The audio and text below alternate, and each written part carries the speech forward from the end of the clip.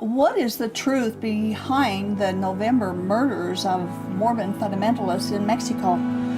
We'll talk about that next on Polygamy. What love is this?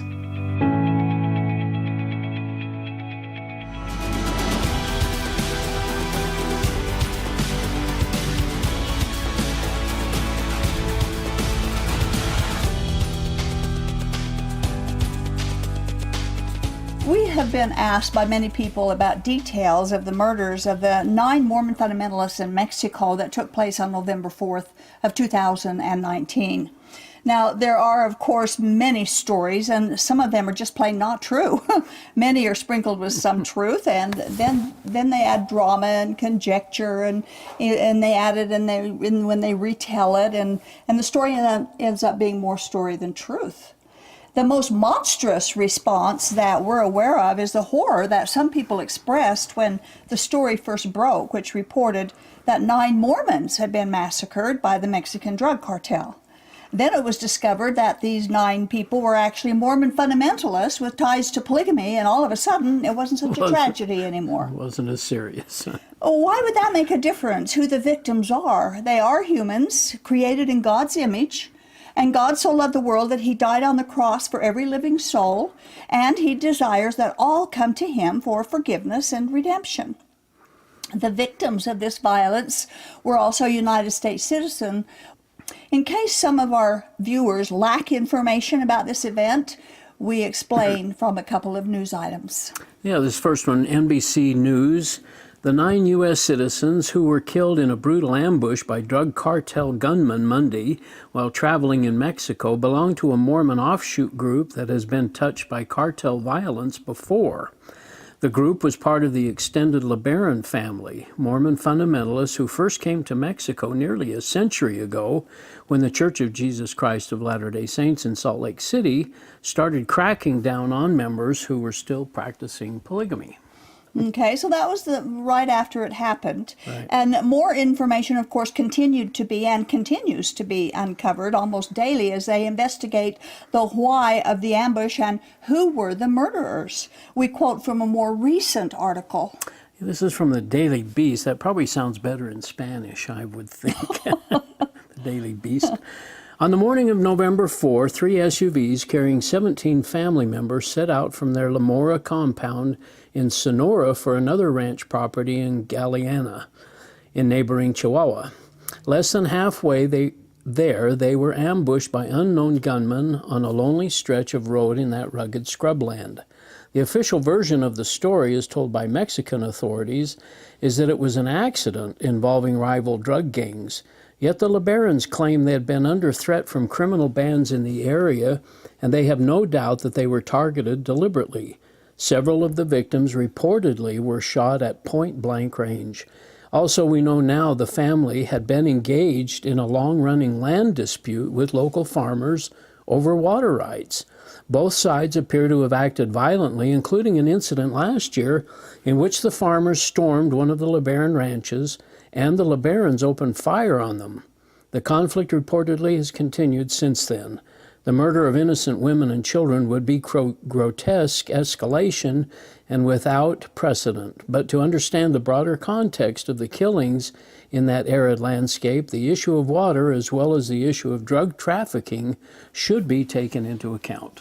And like I said, information will keep coming, and maybe we will get to the truth, maybe not. But we can expect this information as time goes by. Now, feuding evidently has been going on for quite some time and for different reasons. Some of it can be blamed on polygamy and some of it cannot. But even when it does involve polygamy, it doesn't make the incident less tragic, but perhaps even more tragic. Although all life is precious, how people live their lives can be eternally disastrous.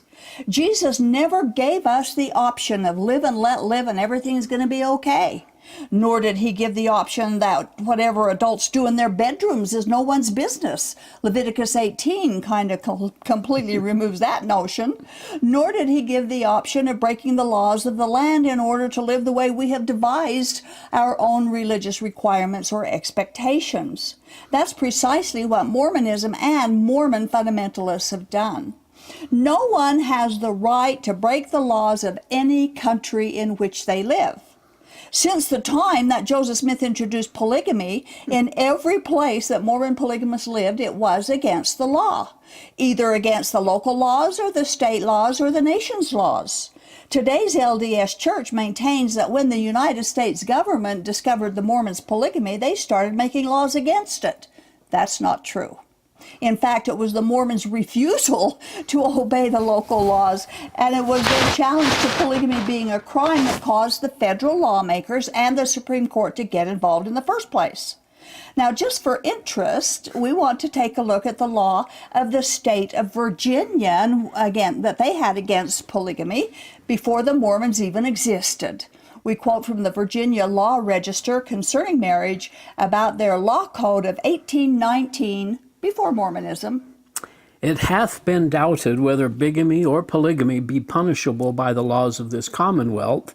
The first Virginia statute is practically the same as the first English statute, carrying with it the death penalty. But by 1819, the penalty is reduced to imprisonment in the public jail or penitentiary, not less than 1 nor more than 3 years. If any person being married shall, during the life of the former husband or wife, marry another person in this state, or if the marriage with such other person take place out of this state, shall thereafter cohabit with such person in this state, he shall be confined in the penitentiary not less than 3 nor more than 8 years. Now, that was Virginia law in 1819. Yeah. When did the Mormon Church begin? 1830 was the organization. Okay, so they had laws against polygamy on the books before that, right? Yeah. Now, the Mormons didn't even locate in Virginia anyway, did they? That's true. They were never there. But this shows that states had anti-polygamy laws on their books. They weren't just made because they wanted to persecute Mormons. No.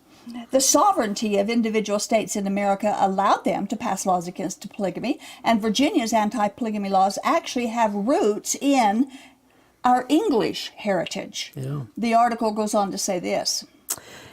And that beginning with the British statute of James I, chapter 11, AD 1604, the ecclesiastical law punished this polygamy offense with death without benefit of clergy. Now, that's barbaric today. They were rough. Serious about polygamy, weren't they? They saw polygamy and bigamy as being offensive and destructive crimes. And, of course, later, polygamy itself was called barbaric, and it is. Polygamy was a serious crime in those days, and it is a felony today in the state of Utah and other locations. Now, we're not advocating the death penalty for polygamists, so please don't misunderstand us, but we are merely bringing actual history into the discussion. And consider this. The LDS have systematically deceived their people into believing that Mormon persecution resulted because the United States passed laws against polygamy just because Mormons were living polygamy. Oh. When those laws were already locally in place in every geographical location they lived, including Mexico. Yeah, Mexico was friendlier to polygamy in the past, with a law on the books prohibiting it when the United States banned it in the 1880s, but with a president at the time who basically agreed to look the other way. And there you go. Now, the Mormon fundamentalists who currently live in Mexico are remnants of from earlier habitation by polygamists, either from their flight to Mexico after the Manifesto, or from the LeBaron polygamy group that organized communities there in the early 1900s. When Mitt Romney gave a speech about his Mormon faith during his failed presidential bid, he stated that he defended his Mormon faith and stated he would remain faithful to the faith of his fathers. Well, that's appalling and scary because his grandfather came from the Mormon polygamist community in Mexico. Now, the 9 people who were murdered were not caught in the murderous rampage of other polygamists, and that which took place when Earl Erskine, of course, was on the rampage, killing anyone that he thought was competition. The incident seems not to be connected to those crimes, but the families are.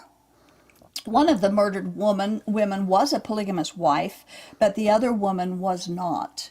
And all children should be protected no matter the injustice of their parents' lifestyle. Children are not to blame, nor should they be punished or get caught up in the crimes of their parents. One news article wrote this. Also from the NBC News, while the LeBaron's fundamentalist offshoot group is distinct from the Church of Jesus Christ of Latter-day Saints, there are many Mormons in Mexico. The Salt Lake City headquartered church currently claims over 1 million members there. Mexico was friendlier to polygamy in the past, with a law on the books prohibiting it when the United States banned it in the 1880s. But the members of the Church of Latter-day Saints who are in Mexico have since abandoned polygamy. There generally has not been a history of violence targeting Latter-day Saints, although there was an overall anti-Mormon sentiment during the Mexican Revolution from 1910 to 1920. Anti-American sentiment. What did I say? You said Mormon. Anti-American sentiment. Yeah, it's on my mind. Okay. And that's about the time New Mexico and Arizona became states, I think, during that 1912 time period. Well, there was a lot of Mexican territory that we acquired. Took over. Now, the statement that they made there, and in the previous article we read, said that the LDS abandoned polygamy in the 1880s, and that's wrong. It was 1890 that the manifesto was declared, and then the LDS polygamists fled to Canada and Mexico so they could keep living polygamy. They did not abandon polygamy, they just relocated it. And all of this is to explain why polygamists are in Mexico to start with. Now, there are currently Mormon polygamists living all over the country, as well as in Canada and Mexico. Most of them are located in the Intermountain West, and most of them are in Utah and Idaho and Wyoming, Montana, Nevada, and Arizona. Now, they're all through that western corridor, but most of them are congregated in those areas. Yeah. The FLDS Colorado City community is on the Arizona side of the Utah-Arizona state line. We want to quote from the Arizona State Constitution. Arizona's state constitution, Article 20, Section 2, polygamous or plural marriages or polygamous cohabitation are forever prohibited within this state. Under Arizona's constitution, living with one wife and a spiritual wife, or two or three, etc., could meet the definition of polygamous cohabitation, which is prohibited. Now, notice that. Now, there's a lot of polygamists in Arizona. Yeah. And yet the Arizona Constitution prohibits it forever. Now let's look at the Utah State Constitution. Utah State Constitution, Article 3, the following ordinance shall be irrevocable without the consent of the United States and the people of this state. Under religious toleration, polygamy forbidden. First, perfect toleration of religious sentiment is guaranteed. No inhabitant of this state shall ever be molested in person or property on account of his or her mode of religious worship. But polygamous or plural marriages are forever prohibited. Now notice, Forever. forever, again that word forever is important, isn't it? Now notice that certain words here in this says, the following ordinance is irrevocable. Yeah. What does that mean? It's not going to be revoked. Without the consent of the entire United States, I guess the Congress would have to do it, or maybe the states would have to vote. I don't know how that works. But also the people of the state of Utah. They can't revoke it. Right. No, and I don't understand. Well, I don't want to get into that because that'll take us off track, and we don't want to do that with this. But it amazes me how the Utah State Legislature seems to ignore this whenever they approach Just look the other way. the polygamy thing. It just goes the other way. And the Attorney General's office and so on. Well, okay, I mentioned that Utah, Idaho, and Arizona seem to have the highest population, and we don't know for sure, but they seem to have the highest population of polygamists in the Intermountain West. So we've done the Arizona-Utah Constitution. Let's look at the Idaho Constitution, where thousands of Mormon polygamists live. This is Article 1, Declaration of Rights, Section 4. Nor to permit any person, organization, or association to directly or indirectly aid or abet, counsel, or advise any person to commit the crime of bigamy or polygamy or any other crime. No person shall be required to attend or support any ministry or place of worship, religious sect or denomination, or pay tithes against his consent. Nor shall any preference be given by law to any religious denomination or mode of worship. bigamy and polygamy, again, are forever prohibited in the state, and the legislature shall provide by law for the punishment of such crimes. So again, we Wow. have the forever prohibited. They call it a crime. They have designated polygamy as a crime, and that the punishment would come if they committed that crime. Yeah, So why don't these states defend their own constitution? that is strange. What's going on here? Not only does Idaho prohibit polygamy forever, it also prohibits any church from forcing payment of tithe. Oh, yeah, most Mormon polygamy groups don't even give the member a choice. Oh, boy. In fact, the Kingston group, for example, he just takes all of your money right off the top. And then you have That's to go just back what they and do. go back and ask for it. Or No, something. they don't ask for it. They Oh. take it. And, of course, they have a lot of members, the Kingston group of polygamous members in Idaho, and businesses up there as well. Right. Now, this is just a bit off topic, but I couldn't resist making the statement that the LDS Church holds tithing settlements Oh, yes. with each member, and they pressure tithe paying, don't they?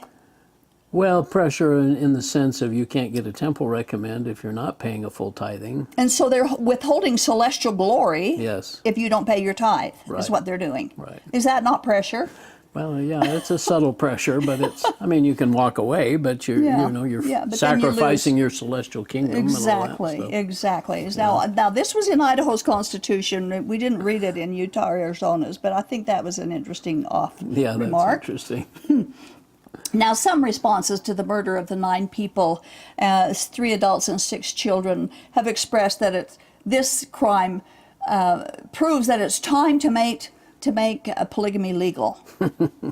Now, I don't know It's why. backwards thinking, isn't Yeah. it? 2 wrongs don't make a right. They never have. And there have been several contemporary and professional in-depth studies done on the effect of polygamy on women and children. We've discussed them in the past. Maybe we should Yeah. do it again. And those studies include that polygamy is harmful to them. Yeah. So why make it legal? It isn't the isolation of polygamists that makes it harmful. In other words, isolated down there in Mexico, although that certainly aggravates it because polygamists are isolated. Yeah. But the studies confirm that the polygamy practice community itself is detrimental to any society and to the individuals. And who would fight the legal battle to change the prohibition of polygamy? Well, of course, it would be attorneys. Attorneys for polygamy, attorneys against polygamy. And there's nothing wrong with that, except that many polygamy groups have polygamist attorneys among their membership. And at the same time, in Utah, those attorneys are members of the Utah State Bar Association, despite the fact that when they were given the right to practice law, they were required to take the following oath. Very interesting here. I do solemnly swear that I will support, obey, and defend the Constitution of the United States and the Constitution of Utah, that I will discharge the duties of attorney and counselor at law as an officer of the courts of this state with honesty, fidelity, professionalism, and civility, and that I will faithfully observe the rules of professional conduct and the standards of professionalism and civility promulgated by the Supreme Court of the state of Utah. So uphold the Constitution of Utah. Right, of the state of Utah. Yeah. Yeah, and it ever prohibits polygamy. We wonder if polygamous attorneys even understand the word obey unless they're applying it to their children or their plural wives. Why are they allowed to be polygamous and members of the Utah Bar when they have blatantly disregarded their oath? And why legalize a crime because of other crimes? And why legalize a crime because they don't like the law? In the first place, polygamists do not have the right to break the laws of any country in which they live and then use the consequences of their illegal behavior to insist the laws be changed to suit their lifestyle. Why should a country, any country, change their laws to support the lifestyle of lawbreakers? We want to quote from another one of these articles. This is from the Tribune. A Harriman resident who has distant relatives living in the Mexican Mormon communities said the fact that Americans are living there, despite threats from drug cartels, shows the danger involved in maintaining their religious beliefs. If polygamy were legalized, they probably would come back to the United States It just seems like they're in such a vulnerable place. Legalizing polygamy has nothing to do with that. No. Despite the dangers, they will live polygamy. And if polygamy were truly commanded by God, I could somewhat understand it. But we know, I was raised in a polygamy group. We know that they think God commanded polygamy, but anyone who honestly and prayerfully studies the Bible about polygamy will realize that instead of commanding it, God has prohibited it. Thankfully, there is pushback on the idea of legalizing polygamy. Polygamy.org is an organization of plural marriage opponents, and their comment on Facebook that residents moving from La Mora, Mexico to the United States will actually, and I quote, create more polygamous recruiting wives here. And more advocates trying to decriminalize polygamy. Do we really want that? Yeah. And polygamists do recruit plural wives from people outside their groups. You bet they do. I'm sure they encourage that. In fact, right now I'm working with a woman who was recruited from outside the group, and she finally left after much pain and suffering, and she is repeatedly being re-victimized by the very people who entrapped her to start with. One former All-Red polygamy group member said this: There's no evidence the killers targeted the families because of their religion or polygamy. So to consider rewriting the law to accommodate polygamous families so we can prevent future tragedies is not the solution. And I'm glad for that voice, because that makes sense. That's absolutely true.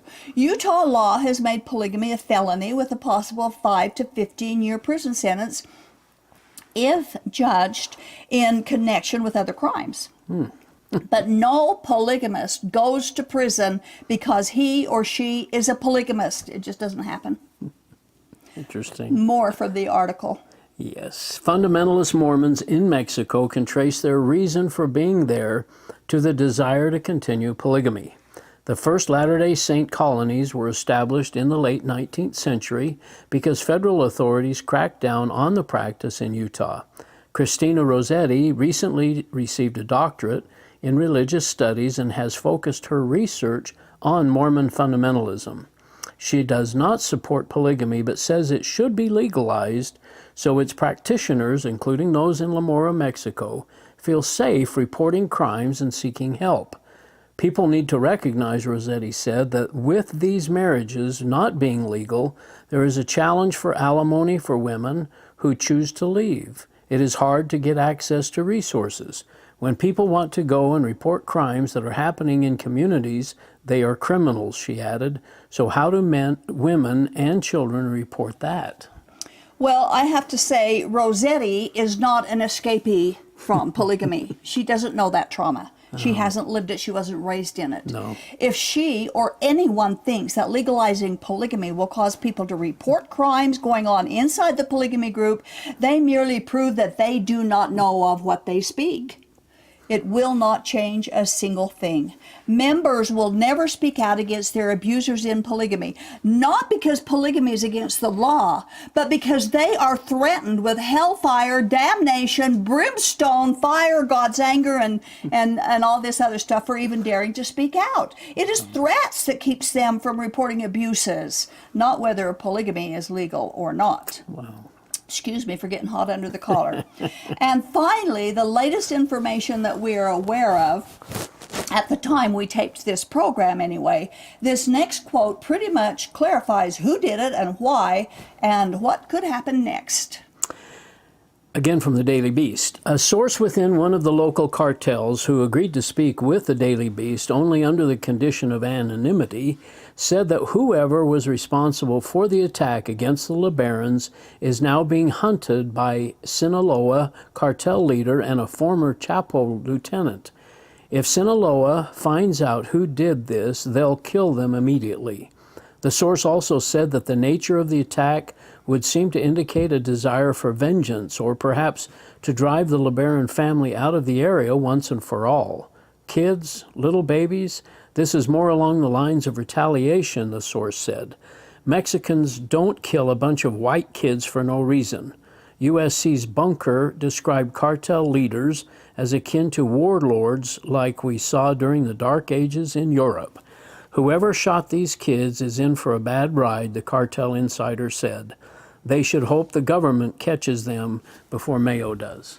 So I don't know if this Wow. was just a report to get them off the hook or to get the heat off of them, or how much truth is in this, or what. And we're not making a statement that we believe or disbelieve any of it. We're just bringing forth the information that's out there. Yeah. And certainly hope that it doesn't result in more violence as time goes on.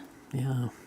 I was going to ask, and hope you didn't have something more to say on this little area, but before you talked about the law of Virginia coming along before Mormonism was even established.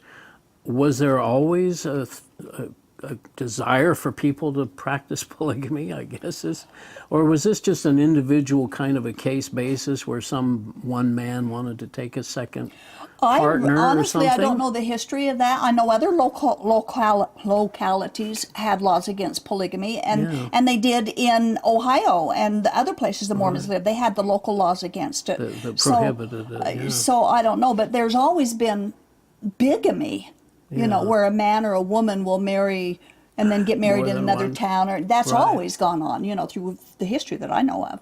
And so polygamy is just a religious, kind of a more of a religious aspect of bigamy, without the legal ceremony. But Joseph Smith carried the Bible, the biblical, or at least what he Yes, thought he was the did the biblical biblical thing. precedence for the polygamy, and justified it. Okay. Okay, well, that's what we know about the Mexican murders, a tragedy, but, you know, we just pray that it doesn't get any It sounds like there may have been more to it, too, with the Yeah, and the water right. rights and the lands and stuff. Yeah, I don't know. Anyway, thanks, Earl. you Appreciate betcha. it. You know, polygamists rely on polygamy for redemption. God requires we rely on Jesus alone for redemption. Polygamy cannot forgive sins, yet polygamy is considered an essential for all who want to go to heaven and for all who want to become gods. In Genesis 3, the snake told Eve that they could become like God if they would eat the forbidden fruit, and that was a lie. Now the polygamists are told they can become gods if they partake of the forbidden fruit called polygamy. That's also a lie. Jesus Christ and Him crucified is the only door that opens for anyone to be admitted into heaven. And that door is not labeled polygamy or the LDS Church or any other name or religion. And 2 Thessalonians tells us that only those who love the truth will be saved. Jesus said, I am the way, the truth, and the life. No one comes to the Father but through me. So we suggest you choose the truth. Thank you for watching.